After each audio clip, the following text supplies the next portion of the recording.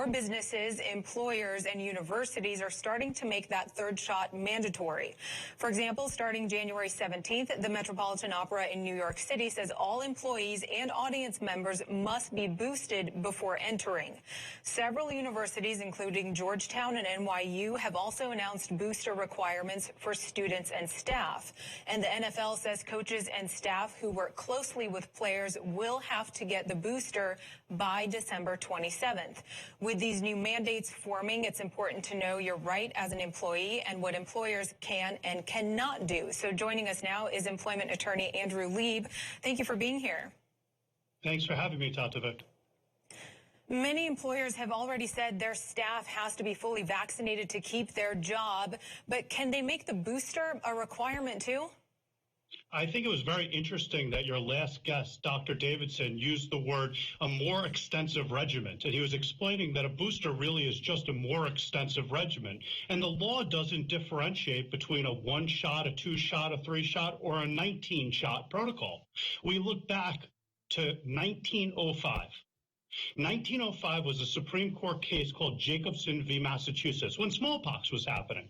And the U.S. Supreme Court upheld a law in Cambridge that actually criminalized people not getting a vaccine.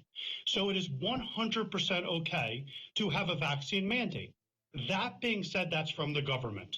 You look to states like Texas and Florida, and they're saying it's not okay. So we have to check if we're an employer, which state we're in and what the law is today. Because as of right now, the OSHA mandate is before the Sixth Circuit. And until we get a ruling there, individual states have their individual desires and control over their citizenry.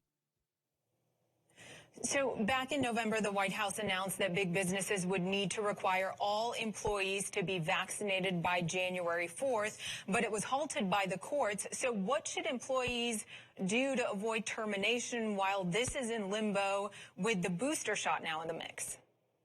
So let's assume, for argument's sake, that you're in a state that allows it. Again, Florida is not saying employers. They're saying Florida is saying employers can't require it. Texas is saying the same thing, but a state like New York or California, they're saying employers can require it, and EEOC, Equal Employment Opportunity Commission, on their website says they can require it. In those types of states, if you don't comply, you can get fired. And in New York, for say, they say you won't get unemployment benefits because you'll be fired for cause. Now, if you have an accommodation need for religion, sincerely held religious belief, or for a disability, you should be applying. But Tatovik, I just want to point out, and this is very important, we've all heard that the OSHA mandate, that big employer mandate, 100 or more, is stayed. It's kind of sort of not true. It was stayed by the Fifth Circuit before it was transferred to the Sixth Circuit. And the Sixth Circuit Court of Appeals is going to be making a ruling in the short term. There's a 3-judge panel that's going to be making the ruling. So let's hold our breath and find out what they're going to do. Okay, so as an employer, do you see more lawsuits in the future from worker pushback? Yeah, so if you're in a state that allows for a vaccine requirement, those lawsuits are going to lose except for one category. And that one category is if someone has a disability, a handicap, or a sincerely held religious belief. In those situations, let's take vaccines out of the equation. Let's assume that Newsy, where you work, has an office policy, and that policy impacts your disability or your sincerely held religious belief. In all scenarios, you're allowed to ask for an accommodation based on what's called Title VII of the Civil Rights Act. If they don't give you that accommodation and you reasonably should have got it, you could sue for what's called failure to accommodate.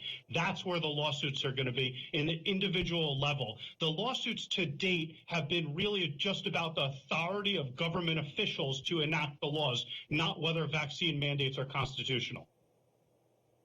Okay, Attorney Andrew Lieb, many pieces to this one. Thank you so much for breaking it down and joining us tonight. Such a pleasure. Thank you.